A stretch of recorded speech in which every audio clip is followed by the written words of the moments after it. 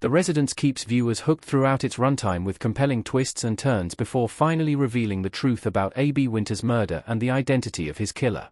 For a quintessential whodunit, an 8-episode runtime seems to be a fairly long stretch, explaining why many detective movies, too, struggle to keep viewers engaged.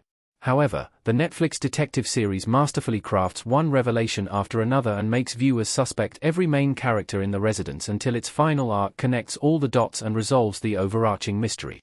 Like a typical murder mystery drama, The Residence begins with the murder of a character. In the series' opening episode, Giancarlo Esposito's A.B. Wynter is found dead in the White House's game room.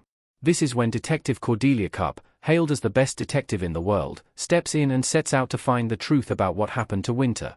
The closer she gets to solving the mysteries and deducing the series of events that unfolded on the night of the murder, the more she realizes that the probable suspects have little to do with the crime.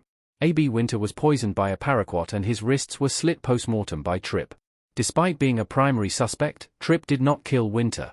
After Cupp finally puts together how the events on the night of the murder unfolded, she understands that the killer first tried to poison Wynter by making him ingest paraquat, a highly toxic herbicide.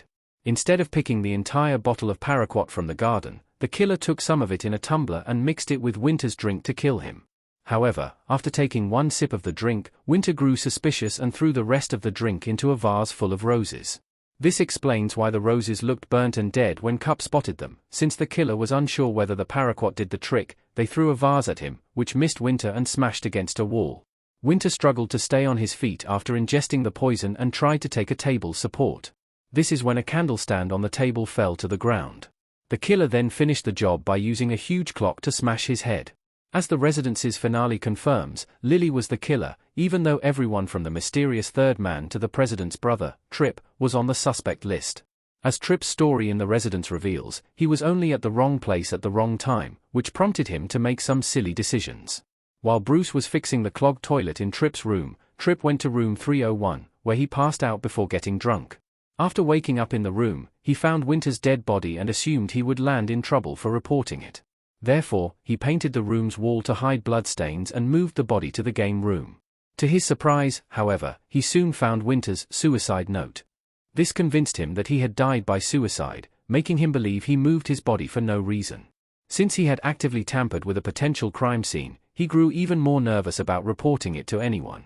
As a result, he did something even more stupid. He slit Wynter's wrists using a knife from Didier's room and even left Bruce's keys with the dead body, believing it belonged to Wynter. Why Lily killed A.B. Wynter in The Residence Season 1. Lily feared Wynter would expose her unethical activities. Molly Griggs as Lily Schumacher in The Residence. One of the biggest reasons why the president's social secretary, Lily Schumacher, murdered A.B. Wynter in The Residence was that she hated everything Wynter stood for. While Wynter stuck to traditions and treated the entire crew working at the White House as a family unit, Schumacher cared little about anyone else's well-being and struggled to keep up with the demands of her own role. She willingly made an effort to take down everything that Wynter wanted to preserve in the White House. Netflix is reportedly positioning The Residence despite knowing what Lily was up to. Wynter did not confront her for destroying everything he held dear.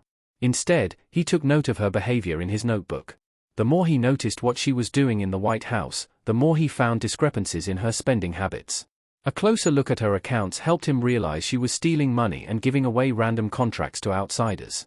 After listing down all the laws she had broken during her tenure in the House, he finally confronted her on the night of the state dinner. Since Lily hails from an influential family, she could have easily avoided going to prison. However, she realized that all the felonies Wynter was accusing her of would put her and her family in a legal quagmire that could even taint their reputation. During her argument with Wynter, she partially tore a page from his notebook out of anger. The torn page coincidentally turned out to be a section of a long note that read like a suicide letter but wasn't one. Seeing it as the perfect opportunity to kill him and frame it as a suicide, Lily killed him and planted the note. Why Lily framed Bruce and Elsie for A.B. Wynter's murder? They seemed like easy targets because all the evidence pointed toward them. Bruce and Elsie holding hands in The Residence Season 1's Episode 7. Lily finds herself cornered when Detective Cupp finally learns the truth about the covered door.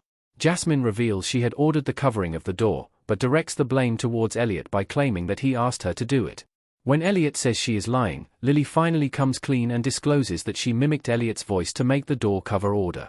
However, instead of telling the truth about the murder, she tries to blame Bruce and Elsie for the crime, claiming that she was only trying to help them cover their tracks. In a desperate effort to save herself, Lily frames Bruce and Elsie because she realizes all the evidence points towards them, and they also seemingly had a solid reason to kill Wynter.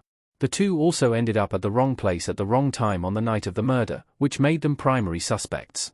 To her dismay, she rats herself out in the residence by saying that she gave them the suicide note to make Wynter's death look like suicide. Since she was not around when Cup found the note in Wynter's pocket, she could not have known about it, which proves she was the killer.